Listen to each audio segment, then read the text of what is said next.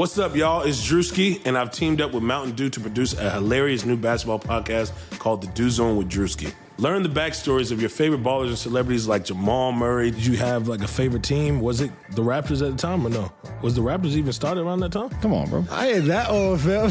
You talking like I'm 50. Taylor Rooks, Asia Wilson, and many more. You won't want to miss this. Listen to The Dew Zone with Drewski on Apple Podcasts, Spotify, and wherever you listen to podcasts.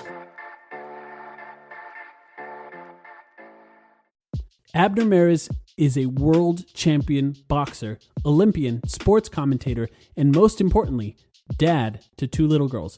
Beloved by abuelas and hardcore fans alike, Abner is a pro at entertaining the world both in and out of the ring.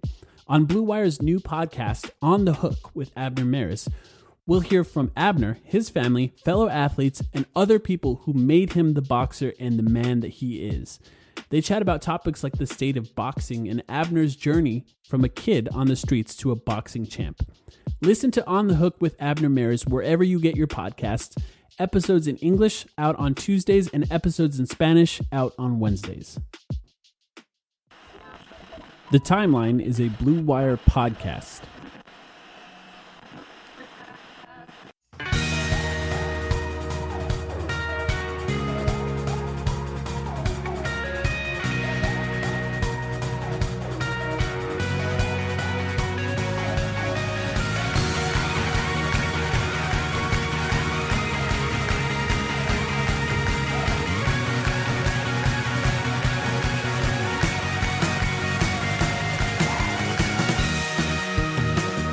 Welcome to the Timeline of Phoenix Suns podcast. My name is Mike. I'm here with Sam. And Sam, the Los Angeles Lakers are officially NBA champions. How do you feel about that? Yeah, who gives a fuck about that? Mike, Yeah. the off-season has begun. Yes. Let's speculate. No, I'm just kidding. Before we jump right in. Markieff Morris. Is that NBA where you want to champion. start? Is that where you want to start?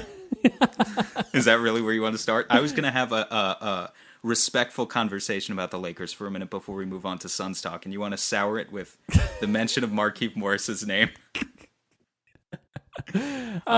What's your respectful conversation about the Lakers? Because I'll give you a quick rundown of how I feel about it as well. But what do you think? Well, no. To be honest, I'm indifferent about it. I hold no ill will towards LeBron James or Anthony Davis. I think they were a hardworking team that kind of blew through some playoff opponents. Look, I don't really care. I didn't really care about this finals. I think people might know at this point that both of us predicted the Heat to win. Obviously, we were wrong about that. Yeah, and partially I guess, because I couldn't bring myself to predict a Lakers victory. That's really all it was. That's really all it was for me too. If there's anything that I don't have anything I need to get off my chest about the Lakers right now. I guess the only thing I need, talking about LeBron James's greatest of all time status or whatever, doesn't interest me in the least right now. This didn't change it for me. It's cool that he won another championship, but it's cool that he won another championship. And I think the only place that I really want to pay respect to right now is the NBA in general, because the season just ended, which means the bubble just ended, which means the bubble was a success. And the season was never derailed, and there was never a single coronavirus case throughout the past 100 plus days. Meanwhile, the NFL is in the middle of their season, and granted, nothing catastrophic has happened exactly yet, but they are postponing games at this point. So I think, round of applause for the NBA for what they accomplished. This particular finals with the Lakers and the Heat maybe wasn't the most interesting to me, and a lot of the conversations about it, like the ratings conversation, I think that's a pretty tired conversation too, that I don't really want to rehash with you right now. Yeah. Who cares? What were your thoughts? I just think it's kind of like, it's a weird championship where there's nothing to learn from it. As far as like how to build a championship. So sad and cynical. Yeah. Like, it's how do you build a championship team? Well, the Lakers, they were terrible for 10 years, and then they signed LeBron and traded everything they had for another player, and then they won a championship. Like, cool. Right. It's like the story about the scrappy upstart challenging like Amazon or something, but then Amazon just relentlessly crushes them. Yeah, exactly. Or then, absorbs them or something. There's nothing very redeeming about this story here. It doesn't exactly fill you with positive vibes. Yeah, the Lakers won because LeBron James started clutch, basically. All the Lakers had to do to win was for a player to run an agency, like a shadow run an agency, because players are not actually allowed to run an agency. I'm sensing a Social Network remake around Clutch. About Clutch? And It used to, LeBron James most of the people Los don't know. It Angeles used to be Lakers. called The Clutch, and Justin Timberlake told them to drop the. Most people don't know that. But yeah, I mean, I felt like we had to talk about this, really. And I think you're right. I don't really care. I just don't really care. LeBron won because he put together a team good enough to win. LeBron was already the greatest player of his generation. I've talked about that time and time again. I don't really care what people think he stands next to Jordan, because that conversation is impossible to come to a conclusion for. It's just however you feel, you can make a case for it. And I don't feel any way, because there's no way to actually know the answer to that question. So I don't care. But let's talk about the Suns. I think the most important thing that happened for the Suns in the last few weeks since we had a podcast was that Karl Anthony Towns tweeted promoting his girlfriend's OnlyFans account, which has implications, I think, because do we really want to trade Ayton for him now? Yeah, was that our last episode? Didn't we mention that on our last episode? We talked about the it mailbag? recently. I don't remember. We if it talked. was the I last think we one. talked about it. We said I think one of the questions on the mailbag, and I don't remember if this was 2 or 3 weeks ago. It was anymore. would you trade? Yeah, that's right. Would you trade Ayton for Cat? And we both said yes. I would still do it. I mean, Here's what concerns me. Dwayne Rand. Yes. If we want to Yes. trade blows, we can trade blows right now. yes. So, Kat, you recently, and this really, folks, this really shows you what stage of the offseason, even if the offseason technically has only begun, this really shows you where we are at right now in our mental state that we're talking about this sort of stuff. Mike was giving Kat a hard time online for promoting his girls, Jordan Woods' OnlyFans account. And they're funny staged Instagram photos, which I find Which are hilarious. so funny. So Yes. funny. Yeah. Dwayne Rankin posted an article, I think About this was the bubble. yesterday. A good article, too. A by good the way. article. You should Go read it. check it out. About the Suns' 8-0 run in the bubble and some lessons from it, but also lessons from their intense practice sessions that they were having specifically, and talked about. I don't have the article in front of me. I don't have the quote in front of me, but just Yeah. talked about these intense practice sessions where specifically he said Dario Saric was dominating other bigs in these practice sessions so much. One-on-one. To the point, one-on-one, to the point where Monty Williams just had to put Devin Booker and Dario Saric one-on-one and have them go at each other. Yeah. To which your reaction, I don't think I tweeted about this at all, but I thought your reaction was funny. All of the bigs, Yeah. including DeAndre Ayton, Yeah, was that Dario was the Saric. I mean, implication there. yes, that was the implication. So maybe Karl Anthony Towns promotes his girl's OnlyFans account. But But would he be dominated by Dario Saric in practice? Oh my god. No, we couldn't start this podcast anyway other than shitting on DeAndre Ayton a little bit in the opening 10 minutes, as much as we love him. Okay. I think You're right. I there is something important I have to bring up. I just got a notification on my phone from Twitter that says J.R. Smith has taken off his shirt. Are you serious? I'm serious. I actually got a notification that says, news for you. Shirtless J.R. Smith, the NBA champ, is back. God, look, I know we've made a joke of saying this is why the ratings are down, because it doesn't matter, but this is why the ratings are down, because that's worthy of a notification. It really doesn't matter this time. Okay, but actual stuff that has to do with the Phoenix Suns. There is actually some things that have happened. I think A couple of small things, believe it or not, but they are small. They are pretty small. yeah, and coming up, we are going to talk to Laz Jackson, who writes for Detroit, writes about the Detroit Pistons and covers the Detroit Pistons for the Blue Wire Podcast Network. We're going to have extensive conversation about Christian Wood. That'll be later. Before we get to that, there was some other things that happened.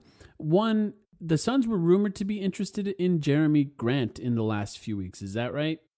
Yeah, that was coming. That we could have talked about this, I think, a whole week ago. Yeah. Sort of flew by our radar. We didn't really have enough to put together a full episode last week, so that's why we took the week off.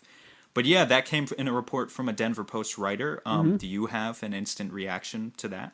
That's good. I feel like it's good. Sounds about right. The Suns need more NBA players. Yeah. That's kind of how I look at it.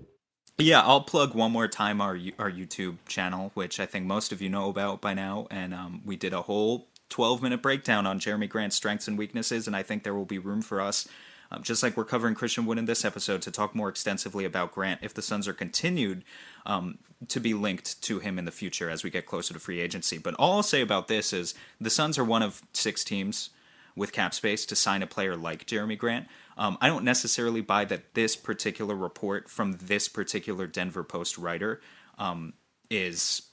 I don't know. I don't know that the trustworthiness is necessarily there to buy into it necessarily more than, say, if it were Woj or Shams reporting it. I just think any time there's a high profile top tier free agent this summer, there's only like 3 or 4 teams that you can link them to. You're going to link them to New York because New York wants everyone, especially if it's a guy like Van Vliet, Christian Wood, but other guys besides that too. You can link them to Atlanta because Atlanta has like $50 million in cap space. And then it's like Phoenix and Miami, the 2 teams that are actually trying to be competitive, maybe Detroit. But Detroit's in stage 1 of a rebuild, so the types of players that they're going to be targeting might be different than other teams. So with all of these guys, I guess all I'm saying is it's going to be common now that we are officially in off-season mode. For the next 4 or 5 weeks, there's going to be a lot of reports saying Suns interested in this guy, Suns interested in that guy.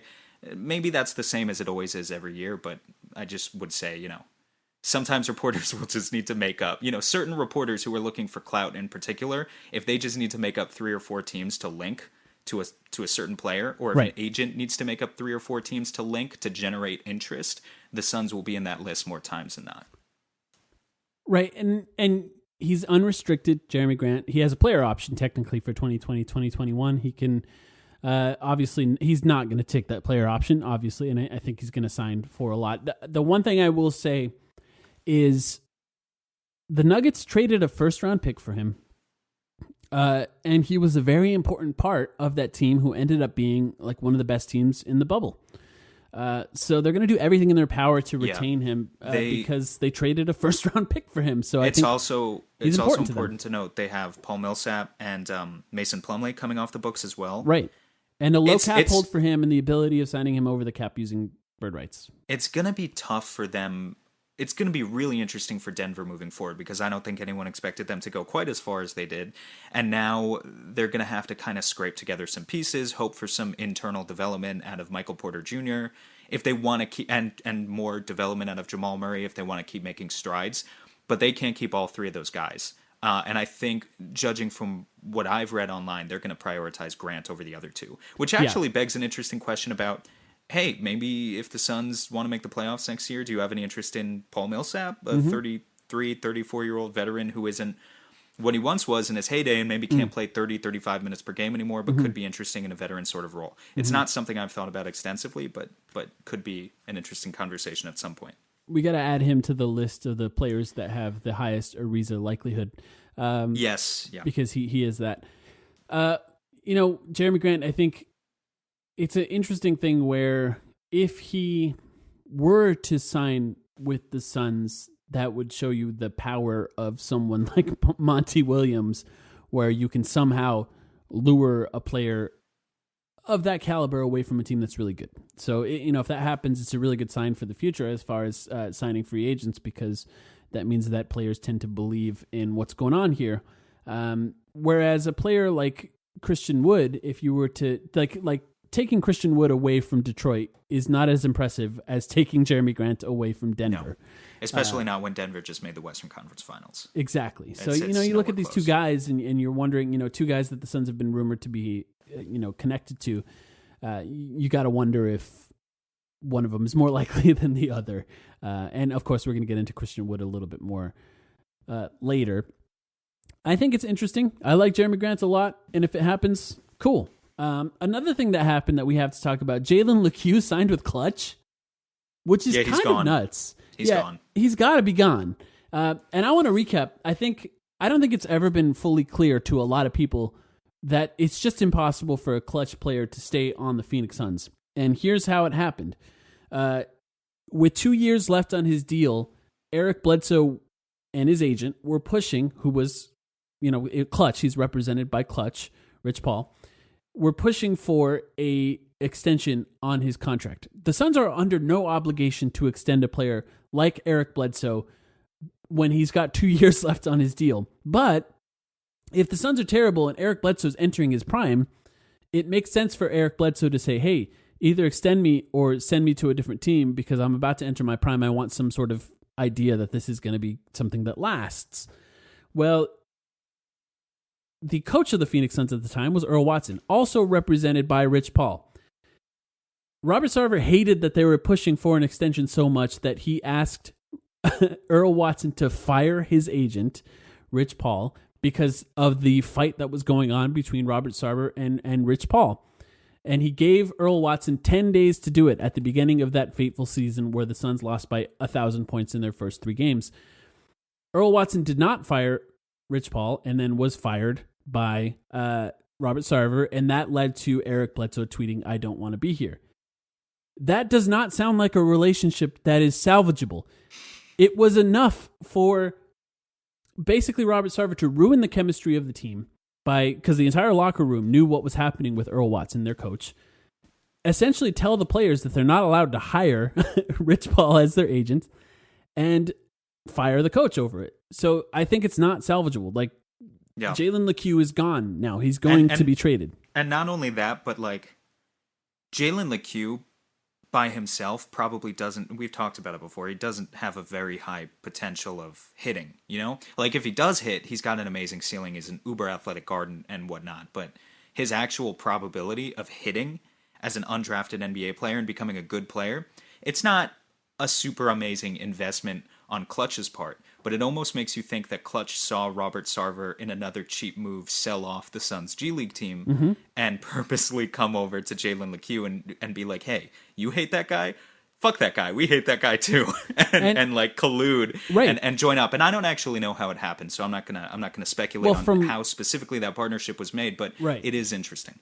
From Jalen's perspective too, this team is no longer investing in me and my future. Exactly. They sold the G League team. I want to get to a new team. Hey, here's this guy that's pretty good at that, and he's done it for Suns players in the past. I'm going to sign him. I'm going to sign with him. And you know, for Klutch, obviously, it makes sense because Jalen LeCue, not likely to make a ton of money, but if he does, it's probably going to be a lot. So, you know, sign him. To be clear, LeCue is, well, the Northern Arizona Suns are still around one more season before they move in to Phoenix. In Phoenix. Not even in Northern Arizona, too. Not even in Northern Arizona. The G League team will still be around next year, however. In what sort of dysfunctional state, I have no idea. And not owned by the Suns, still. Nobody has given us any answers as to whether the team is going to make LeCue a priority where maybe he doesn't play in the G League at all next year. Maybe he just spends his entire time at the end of the Suns bench in the big league. So it's not like Jalen LeCue is literally gone right now, but it does feel like he's gone.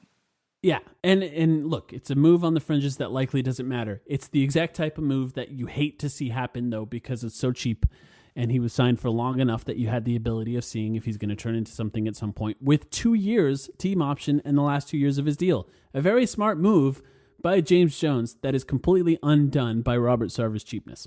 That's just really what it is. And I hate that we even have to bring that up now, but it is what it is. The Suns also lost... Well, we're going to transition now. The Suns also lost a few assistant coaches over the last few months. Some, it seems, by their own doing, by like Steve Blake, and some that seems to be maybe not, like Darko Rajakovic, who left, it seems to be on his own accord. Just for a better position. Yeah, and it seems like they had some openings here. And they signed a assistant coach from the Philadelphia 76ers named Kevin Young, an assistant coach who is most famous for being in a coach fight in the G League. And I use that in quotes. The two coaches sort of met yelling at each other in the middle of the floor, and a player accidentally tackled Kevin Young, it seems like, and it led to a lot of shoving for no reason. But it seems like a good hire. It's a guy who interviewed for the head coaching position for the Philadelphia 76ers. It seems like one of those, like, I'll do you a favor interviews, like not maybe a real interview. Like, I mean, Doc Rivers was signed pretty quickly to be the coach of the 76ers, but obviously someone who worked with Monty Williams in the past, someone he's familiar with, coming from a team that made the playoffs and has seen the grind.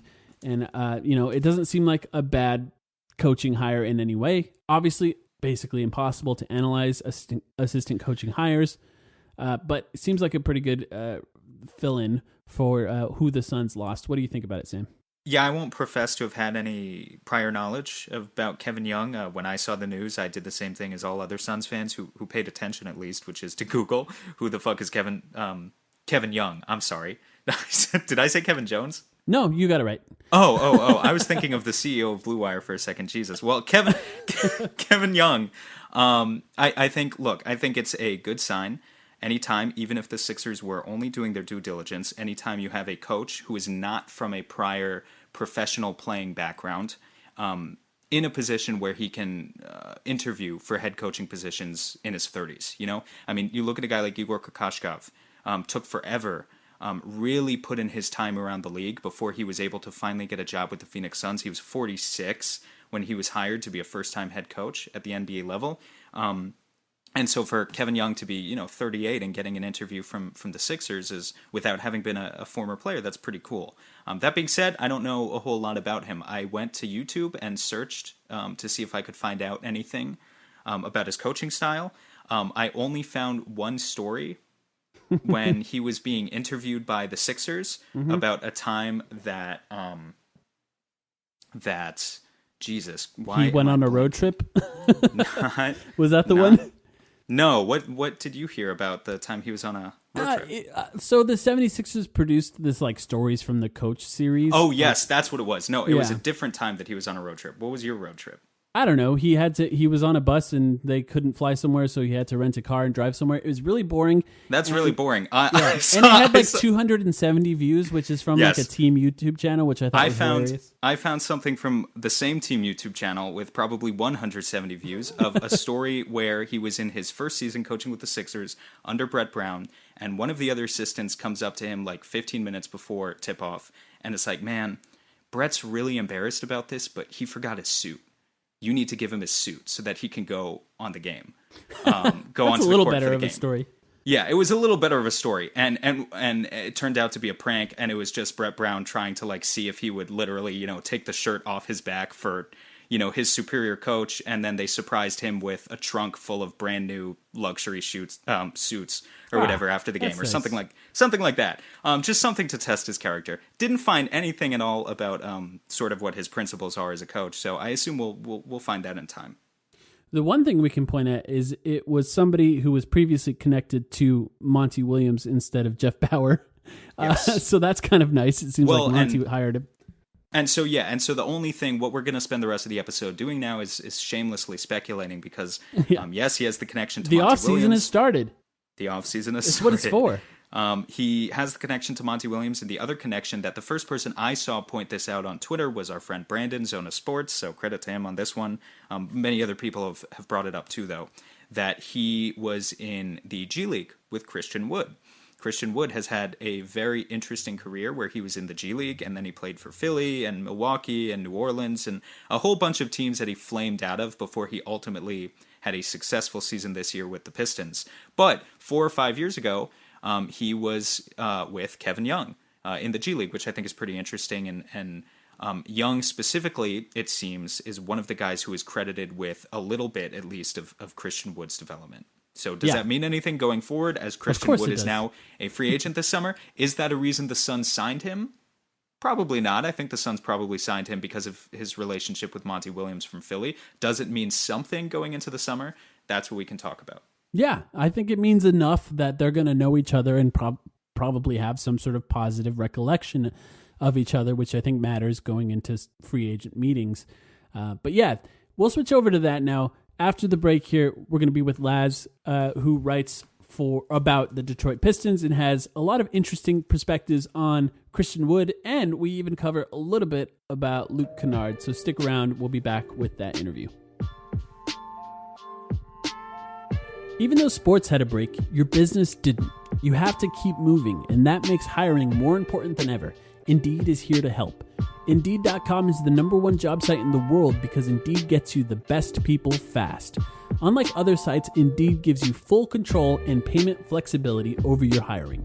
You only pay for what you need, and you can pause your account at any time, and there are no long-term contracts. Plus, Indeed provides powerful tools to make your search that much easier, like sponsored jobs, which are shown to be 3.5 times more likely to result in a hire. With 73% of online job seekers visiting Indeed each month, Indeed is going to get you the important hire you need, just like they have for over 3 million businesses. Right now, Indeed is offering our listeners a free $75 credit to boost your job post, which means more quality candidates will see it fast. Try Indeed with a free $75 credit at Indeed.com/Blue Wire. This is their best offer available anywhere. Go right now to Indeed.com/Blue Wire. Terms and conditions apply. Offer valid through December 31st. The wait is finally over. Football is back. You might not be at the game this year, but you can still be in on the action at BetOnline. BetOnline is going the extra mile to make sure you can get in on every possible chance to win this season. From game spreads and totals to team, player, and coaching props, BetOnline gives you more options to wager than anywhere else. You can get in on their season opening bonuses today and start off wagering on wins, divisions, and championship futures all day, every day. Head to BetOnline today to take advantage of all the great sign-up bonuses. Don't forget to use the promo code BLUEWIRE at betonline.ag. That's Blue Wire, all one word. BetOnline, your online sportsbook experts. All right, joining us, a writer and editor for Detroit Bad Boys, the host of the Pistons Verse Pod, which is the podcast on the Blue Wire Network for the Detroit Pistons, Lazarus Jackson. Laz, how are you doing? I'm doing great. The Los Angeles Lakers are about to win a championship, and that burns me in all kinds of ways. But it is what it is. Are you sad though? Because I don't know. Not like it was expected, right? But still, like, I don't want to cheer for the Lakers. Neither do I, man. And trust me, nobody listening to this podcast is, but it is just the most anticlimactic ending to an NBA season that I can ever think of. And I don't know. I'm not sure I've ever been like, we're recording this right as the Lakers are about to win Game 6 here. And I just feel nothing. Like, Mike, I think you even tweeted this too. You just feel nothing, right? Like a little sad that the Lakers are going to win. A little happy for LeBron James because I do like LeBron. But overwhelmingly, it's nothing. And maybe that's not a great look for the NBA going forward if we're saying that supposedly as diehard fans. But and I think part of it for me is like once the Lakers got Anthony Davis, it was like, all right, okay, cool. They'll probably be in the finals, either them or the Clippers. We weren't really sure at the time. And then they'll win. It feels a little bit like Thanos winning at the end of the Avengers, like somehow. And I guess that's just what it is. The Heat team was so likable too, so that's part of it for me. But for me it's nice because I got one other thing. Like, at least it's nice that we can like quit these like ridiculous 04 Pistons comparisons for this Miami Heat team. I hadn't heard any of those. Oh yeah. Wow. Anytime you get like a finals team that like that isn't as good as that people think. Don't expect, they get comped to the 04 Pistons, right, and it's like, no, they only made one of those, trust me. Right, because it's not having like a top 5 superstar. Like, what's the first team you think of, right? It's that Pistons team. But yeah, that team was totally. It's funny too because defensively, the Lakers are closer to that team. Like, as far as play style, I mean, that lockdown defense, that's all Lakers. The Heat are super small too. I don't know. I loved that Detroit team. Devin Booker's favorite team growing up. So I'm sad now. Yeah, that was his team growing up. He still talks about Rip Hamilton as like his favorite player growing up, which is funny because very few people, NBA players, would mention Rip Hamilton. He's like one of those players that's almost forgotten by a lot of people, but not Devin Booker because he grew up there. But it's interesting time to record, and you can tell how much the three of us care about it because we're recording in the middle of that game. We didn't even wait till. I mean, I'm not going to watch a championship ceremony with no fans there. That's a weird thing to even consider. But the reason we brought you on, Laz, and I appreciate you for doing this because you didn't have to say yes to this, is because the Suns just hired an assistant coach that has some sort of connections to upcoming unrestricted free agent Christian Wood. And Christian Wood is somebody that we've talked about as Suns fans as a potential player for the Suns because the Suns are projected to have cap space depending on how the NBA works out the salary cap for next year. But the Suns are projected to have like the 5th most cap space of all NBA teams. And of course, you look at the best free agents out there. Christian Wood is an interesting one, mostly because he's like 24 years old and unrestricted, which is very, very rare. How do you feel? How confident do you feel? I think we should just start here about Christian Wood returning to Detroit. We can ruin all Suns fans' expectations here right off the bat if we want to. But how confident do you feel about that? I feel like it is a priority for the team. One of the few priorities they have going into the offseason, or I don't guess be like as part of this super extended offseason. Mm-hmm. I feel like I feel like he wants to be there. I feel like he likes Detroit. He likes the fact that Detroit is where, he broke out. I think that I also think that, at the beginning of a Pistons rebuild, which they are rebuilding, they are at the beginning of a rebuild. I don't think they really want to start that rebuild by paying Christian Wood like $20 million a year. Mm. And so if you're willing to break the bank a little on Christian Wood, I think you could get him. If you're Charlotte or Atlanta or somebody, it's possible. But granted, with I don't know how much the cap space the Suns can create, but that seems difficult for you guys and retaining. It's difficult, yeah. But it's possible. It is possible. Yeah. Yeah, I think 18 million is what they can is what has been reported as what they can create just by waiving all the cap holds. Mm-hmm. So any more than that would require some sort of trade. And that's like right on the border of where I think the Pistons be like willing to go. Interesting. So maybe explain to us, because I think the Pistons, especially for Suns fans who probably don't watch a lot of Pistons games, if we're being honest, like you talk about the Pistons entering the rebuild. You guys have cap space to use this summer if you'd like, because you have some contracts coming off the books. You also still, you still have Blake. When you say you're going into a rebuild, exactly what stage of the rebuild do you think they're at this point? Is it like just you want only rookie contracts and, young players who are like 22, 23, maybe not slightly older prospects like Christian Wood, or, what's the focus going to be from Pistons management? I think the thing that makes Wood in particular interesting in that way is that he could, in fact, be a contributor to a future iteration of this Pistons team that could be good because of his youth and because of his skill set. And so the Pistons are at ground zero, right? Like they're just now starting this rebuild. Like they didn't come into this regular season with expectations of being bad. They thought, they'd still try to fight for a playoff spot, but they were quickly disabused of that notion.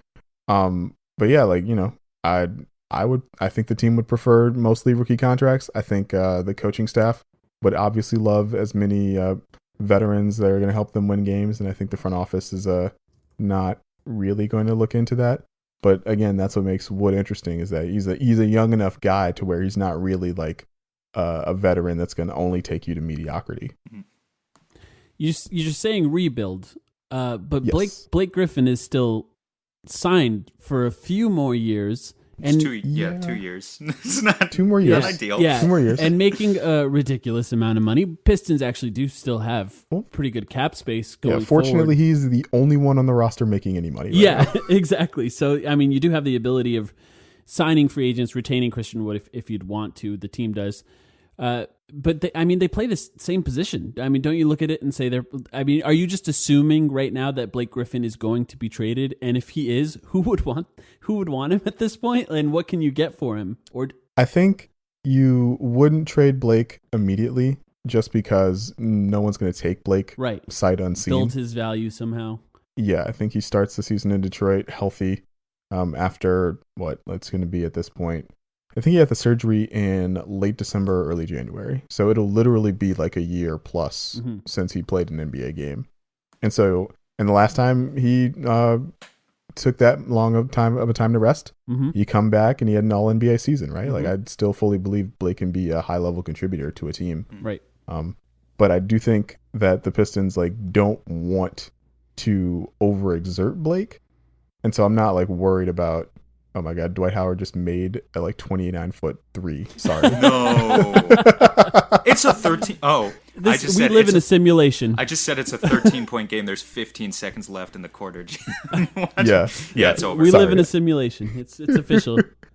No, where was? Yeah, Blake. Blake's gonna play. I would really doubt if Blake plays every night. I would really doubt Blake plays like 35 minutes a night. You know, Right. that was one thing that I was really impressed with. The coaching staff this year, Dwayne Casey in particular, was very gentle with their treatment of Derrick Rose, another veteran who has had injury troubles in the past. And I think they saw the benefits of that, as he stayed healthy the entire year and was like super effective in his minutes. And so, yeah, I don't think they're gonna push Blake super hard in that way.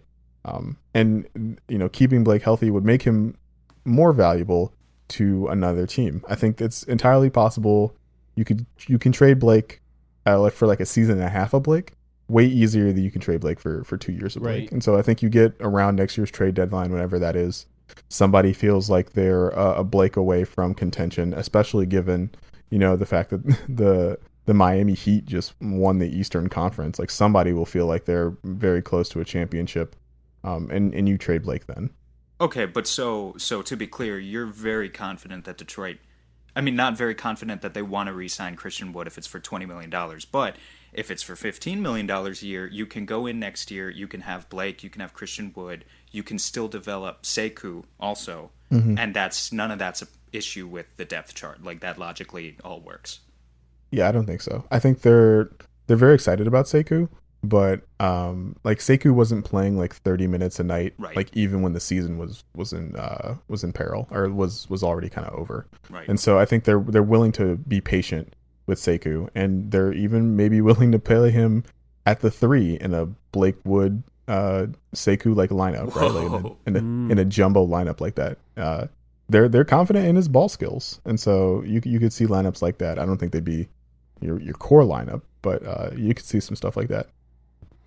Christian Wood had an interesting season. He didn't start the whole season. You know, it was kind of something where he really came on towards the end of the season, and that's what everyone is now looking at as, if people say he's a potential all-star in the future or something like that, they're pointing at the stretch towards the end of the season, I guess it's the end of the season. It's weird to even say that, where he really turned it on and looks really, really good. What do you, when you look at Christian Wood, and I know you didn't have a lot of time covering him, he has such a weird career. He's been on so many different teams. He went to the G League. That's where he encountered the Suns' new assistant coach. That's where they worked together, and they came back to the NBA. Didn't start on Detroit for a while, obviously with Blake Griffin being gone, found a way back into that starting lineup and started to play well. What do you think his ceiling is at this point? How confident are you that he can reach it? That's a good question. I think his ceiling is like fringe all-star guy, but that's like his absolute ceiling, and I don't think he quite gets there. Or if he does get there, it's as one of the last remaining all-stars for a team that is having like an outsized level of success, right? This is your like Goran Dragic all-star that like a couple of years ago. Yeah. Right. Right. And in those after Andre Drummond was traded, in those last 13 games, which is the stretch that everybody was really excited about, he put up 23 points and like 10 boards on like 56% from the floor and like 40% from 3. Mm-hmm. And it's like, that was really good. And in the 5 games they played in March, he put up 26 and 9 on 63-43, which is like really good. That's literally and prime also, Amari Stoudemire with a 3-point shot in a 5-game sample. But yeah, and that's not going to continue, right? Like, Right. if you're like, I would pay that guy $20 million, right? But like, it's highly unlikely that that's the player Christian Wood's going to be for the rest of his career. The thing I look at with Wood is, especially when I think about him in the context of Phoenix, as I try to like think about how he would operate for that team, it's really who he's going to be playing alongside and who's going to be getting him the ball. Like 62% of his shots came off of no dribbles, 0 dribbles. So these are either catch and shoot threes or like alley-oop lob finishes. And he shot 60% on those shots, right? So really effective. Right. But that points to a guy who is a like superstar in his role, right? That's a superstar role player, right? This is not a guy that you give the ball and tell him like go get us a bucket. That because like that isn't what he does. And generally, if he was that kind of guy, like then you could be like, oh, like yeah, I'd pay that guy $20 million. But I don't think his ball skills will ever reach that level. He had some really impressive isolation possessions like later in the year. Yeah, he like bodied Steven Adams a couple times, and like that was really cool. He had like a vicious dunk on Gobert, like that was really cool. But like, am I going to expect that over an 82 game season? Like, probably not. Well, No. I think it's funny because like I watched a lot of those possessions later in the year, and you say he's not. Like, his dribble skills aren't great, right? Like, you're not going to give him the ball in isolation and expect him to go get a bucket. And for the record, I do agree with you. But compared to DeAndre Ayton, I think he's like in another... It's like he's in the middle realm, you know? Like, on one end of the spectrum, there's Devin Booker, who, if you're Phoenix and you're orchestrating your offense, you can just give him the ball and expect him to go get a bucket. On the other end of the spectrum, there's DeAndre Ayton, who you give the ball to in the high post, and he never takes a dribble ever. And I do think for a big man, Christian Wood is a little bit better than that. But I think that kind of begs the question, how does he fit in an offense next to DeAndre Ayton, right? Like, it would be either DeAndre Ayton needs to take a lot more threes than he currently is, or Christian Wood needs to take a lot more threes than he currently is, because you need to figure out some sort of way around the spacing angle. And then beyond that on defense, it's like, can Christian Wood guard the perimeter consistently, right? In order to have these two guys share the floor, or are you kind of banking on there being enough minutes where he can play as a small ball 5? And I don't know what your opinion is on that. Do you think Wood is more of a 4 long-term defensively, or is he a 5? Or is he just, you just embrace the versatility with a player like him being able to take on both of those positions? I think that if he were a big free agent signing for Phoenix in particular, he would come in there to play the 4, right? He would come in there to play next to Ayton. And I do think there would be a ton of bench minutes for him to eat up against like opposing 5s. Right. I think like that rotation could definitely work. But, in a crunch time lineup, he's going to be next to Ayton, right? So that makes him a 4. And for what it's worth, I think he'd be better defensively as a 4, but I don't know how that fares against some of the smaller lineups we're seeing perpetuate like around the league. I don't really trust him in space yet. I don't fully trust him as in like a fully engaged and attentive defender quite yet. But I do trust him as like a weak side help guy, a guy who helps protect the rim in that manner. I didn't watch a ton of Phoenix this year. I'm assuming you guys put Ayton in like a drop scheme, yeah? Most of the time, yes. Most of the time, yeah. But he can switch too. Like he's a capable switch defender, but they didn't switch as much as I anticipated. Yeah, but yeah, I think Wood would be good if you're dropping Ayton a bunch. I think Wood would be good lurking on the stronger weak side in like rim protection help, and that enables Ayton to play like a couple steps up, and I think that'd be good. But if you are doing the reverse, right, and you're putting Wood in a pick and roll, like that's when things get a little bit more dicey. Okay. Or you're asking Wood to, close out on shooters that can also like dribble past him. Like that's when things get dicey. So yeah, I mean, it could work, but I do think there are better options as a complement to DeAndre Ayton for Phoenix than That Christian Wood. Sounds like what someone would say who really wants to keep Christian Wood.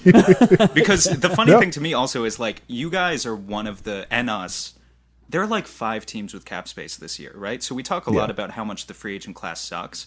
But on the other hand, if you want a player, it's like Atlanta, Phoenix, Detroit, Charlotte, and New York. And like those 5 teams can go out and get the player they want. So for me, it's almost like if not Wood, then who?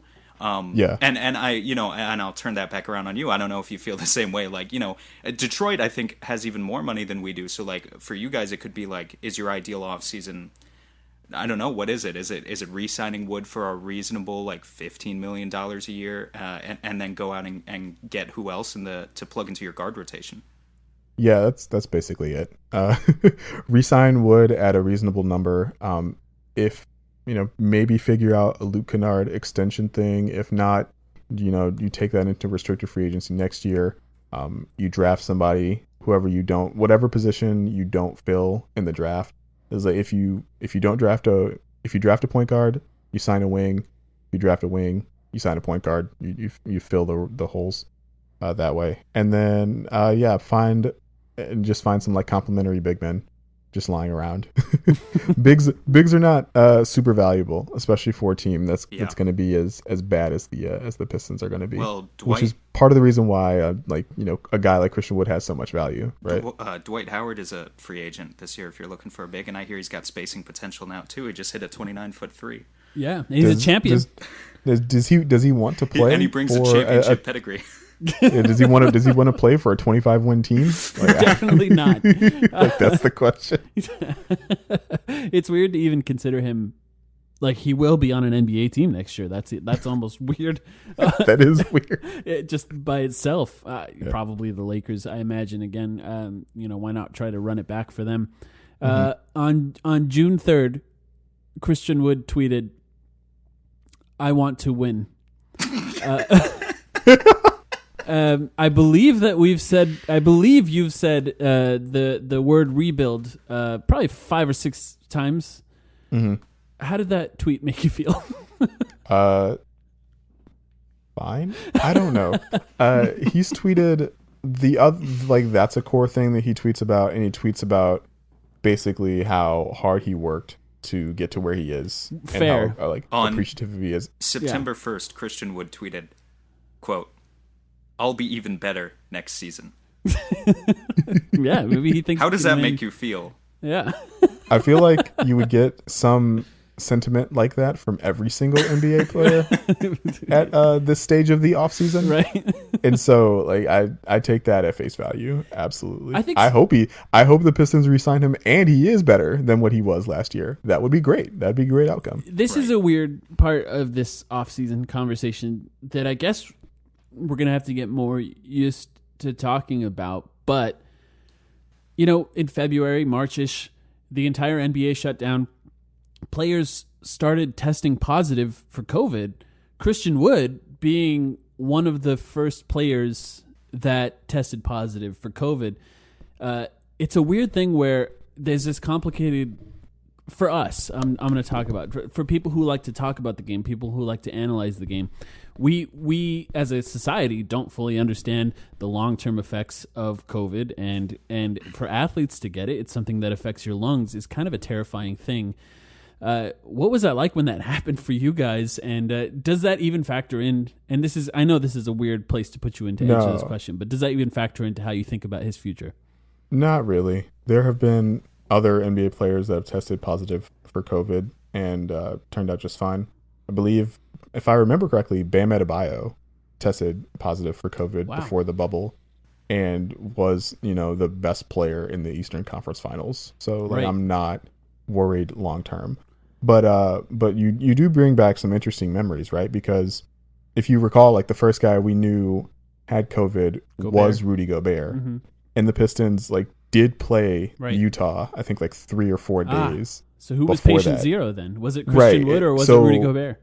Yeah, and so that was our initial assumption, right? It was like, oh my God, Christian Wood was banging on Gobert for 30 minutes and got it somehow. Mm-hmm. And so that was pretty scary. But I haven't heard a lot of detailed reporting around this. Right. My assumption is that Christian is fine. Right. He did not participate in the minicamp for the Delete 8 teams, which is understandable given his position as an unrestricted free agent. Right. I wouldn't have participated either. Stuff can happen. But that doesn't concern me. But it was kind of shocking at the time. I have a pretty basic question here. Do you buy into his 3-point shot? So he's actually shot relatively well throughout his career. It's so bizarre to talk about his career, just in and out of teams and just where he is now. But 38% on Detroit for his time with Detroit. Yeah, it looks pretty decent good. Volume. Yeah, not like amazing. 2.3 attempts volume per game is what I'm looking at here. So he I guess, basically like, made one. If Ayton, to jump in on the question a little bit, and I don't know if Mike is thinking the same thing, but if Ayton doesn't make the 3-point jump next year, like let's say it takes a couple, but isn't taking them at high volume, could Christian Wood take like 5 threes a game if that's exactly what the offense what I want. wanted him to do? Is it scalable? Yeah, I think so. Okay. I think so. I'm going back to the numbers I had for the end of the year because I believe he was taking 4 threes a game. The last after Andre was traded, he was taking 4.2 threes a game and hitting them at a 40% clip. So yeah, you could bump that up to 5-6, no problem, and he still probably shoots in the high 30s. And again, right, the vast majority of these 3-point attempts are catch and shoot threes off pick and pops, or catch and shoot threes off of kickouts or bang bang plays, right? Because he's not taking guys off the dribble, you can absolutely like station him at the corner or in the wing, and expect him to shoot a decent percentage. The shot looks fine. He's 6'11" with long arms. No one blocks the dang thing, so you're fine on that front. And yeah, like there's no reason to think that he got less accurate, or that the accuracy he showed over the course of this entire season was like aberrant in some way. And the shot looks good. Like it looks it's fine. Pretty good form. You brought up he's 6'11" with long arms. Earlier you talked about where he struggles defensively. You think about a guy that's 6'11" with long arms, you just assume defense, like this guy should be really great at defense. Yeah. I would say he's okay. He's not a terrible defender. I think a lot of his struggles from what I've seen are sort of mental lapses. Is that really all it boils down to? Is just like some sort of level of focus defensively or coaching? What is it that is not allowing him to be like a great defender? I think some of it is NBA experience, right? Like it's very difficult to we always see that like big men develop defensively like slower than guards or perimeter players, just because like the reads and stuff you have to make as a big man are so multiple, and it takes guys so long to kind of get used to that. And when you think about like this is the first season that Christian had extensive NBA experience, you can kind of say like, hey, like this is the first year he's playing NBA defense, and so it makes a lot of sense that he wasn't amazing defensively. But I think your assessment that he was a good, not great defender, and that most of his lapses were mental, is a fairly accurate one. The only other thing I would point out with Wood defensively is that he's listed at 214 pounds, and that's real skinny for a 6'10" guy. Yes. And there were definitely times when bigger guys could just move him out of the way and get post position and do things that they wanted to do. And so you worry about that if he's playing like 5 full time. But again, there's like 3 centers in the league that matters against. I remember I was watching games of his back in February, and I was watching one specific game where he was matched up against Fat Jokic before he became Skinny Jokic, and he knocked him. He literally knocked him over in 2 seconds, and turned around for a dunk. And it wasn't it wasn't much competition. But to your point, that matters against Jokic, Embiid, Karl Anthony Towns, and that's it maybe. So. Anthony Davis. Be fun. Anthony Davis, you're right. Yeah, Anthony Davis It'll is matter definitely in the playoffs. stronger than him. Yeah. Yeah. But like, is that gonna matter against like, I don't know, like Steven Adams? Like maybe. Yeah. But it's like if Steven Adams, if you're giving they try to Steven Adams exploit the that ball, mismatch, like that's a win. Yeah, right? you want that exactly. Yeah. Give him the ball 30 times a game. Feel free. I think you can game plan against that. It's an interesting thing for Suns fans. I think where we're sort of in the place where Kelly Oubre is in the last year of his deal going into this next season. He'll be a free agent. Isn't he coming off a significant knee injury? Meniscus tear that he should be fully healed from by now. Did they do the repair or did they do the shave? I think they did the repair. They did. Okay. I believe they did the one that takes longer to heal from. Yeah, and the one that heals better. Okay. Yeah, and it's a weird thing where if the Suns end up signing a forward, and of course as Suns fans we look at Christian Wood, we look at Jeremy Grant, 2 very different players, but also bring good skill sets, different skill sets that would be good for the Suns.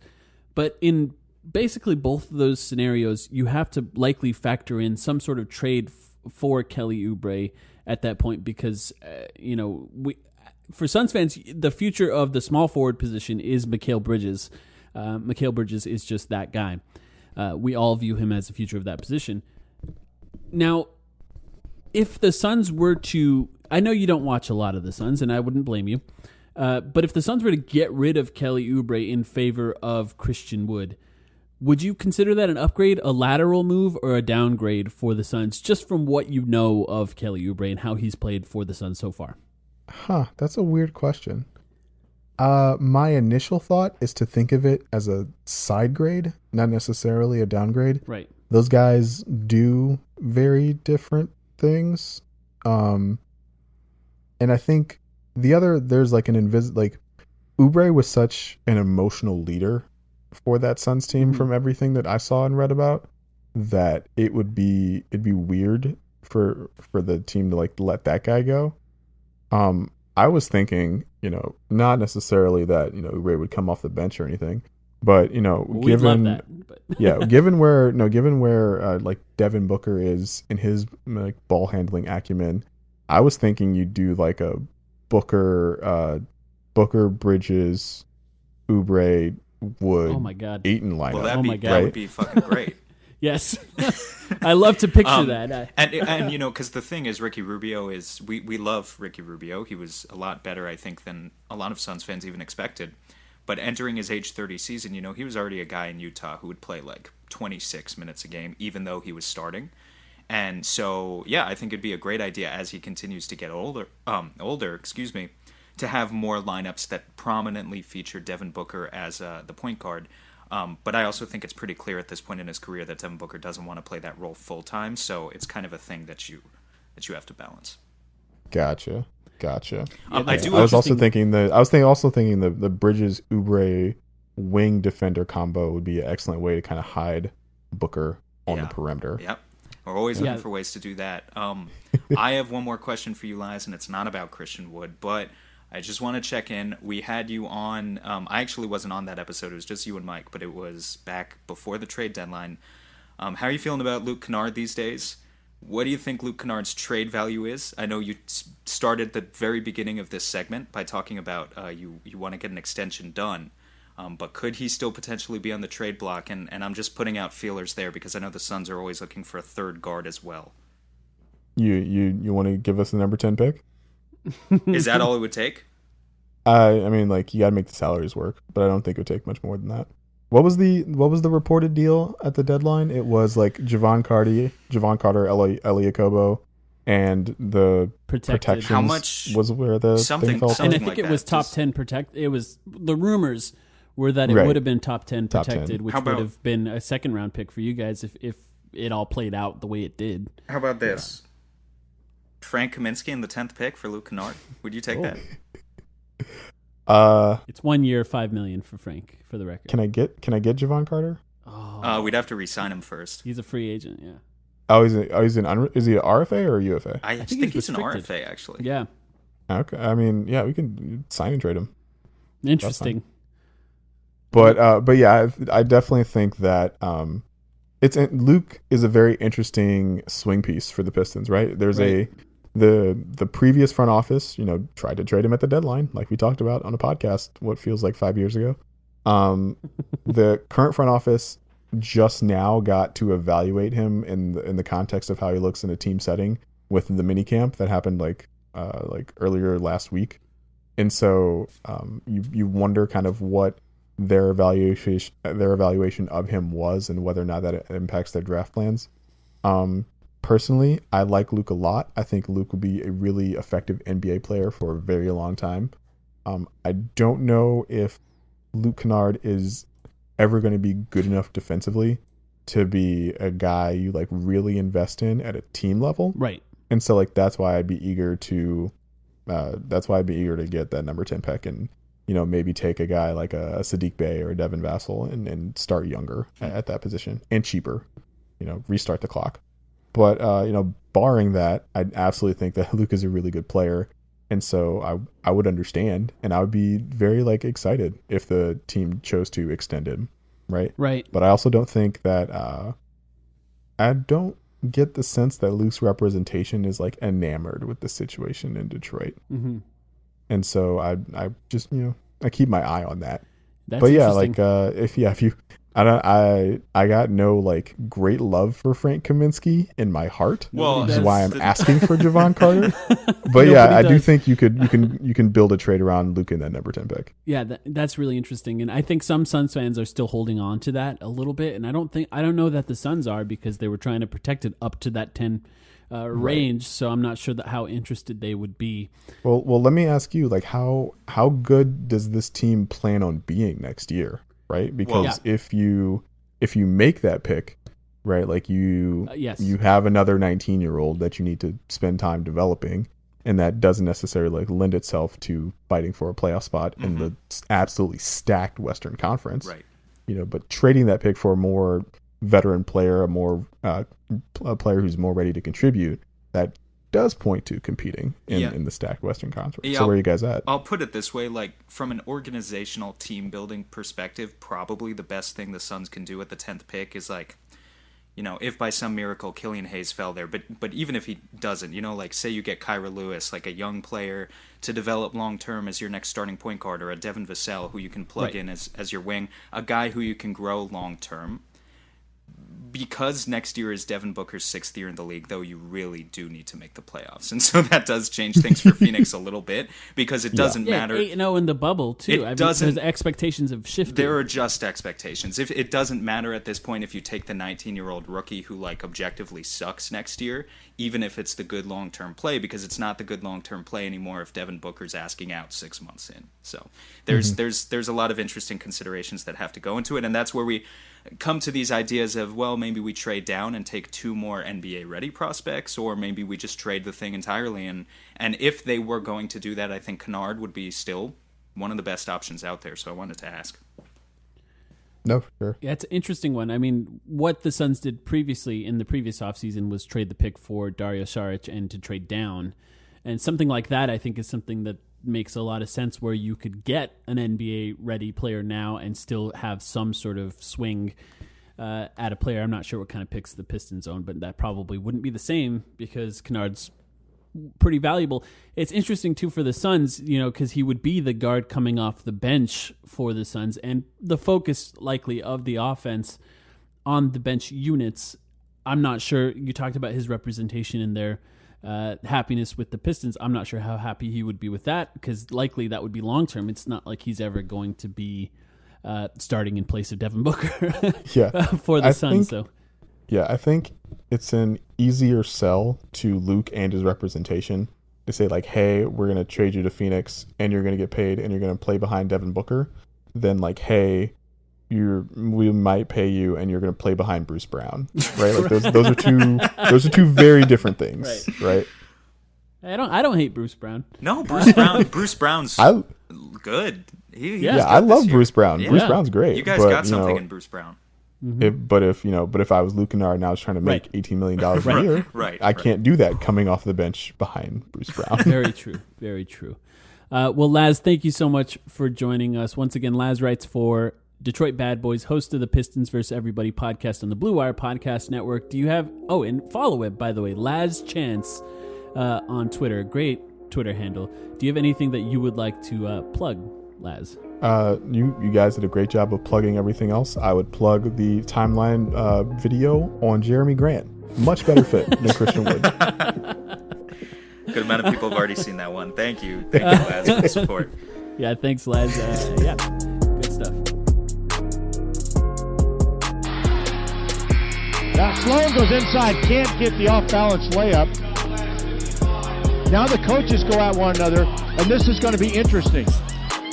Grady tries to break it up, and we were talking about this. There's a lot of shoving. This is not what you want to happen, and the coaches are the ones who initiated it. Yes, they is.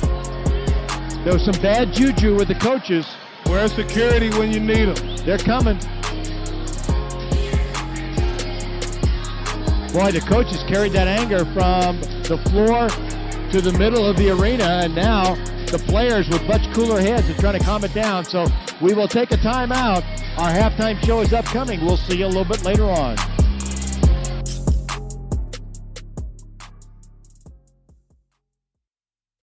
The wait is finally over. Knotfest Roadshow is back.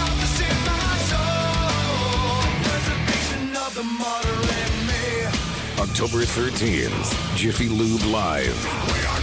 Featuring Slipknot. With Killswitch Engage, Beaver 333, and Code Orange.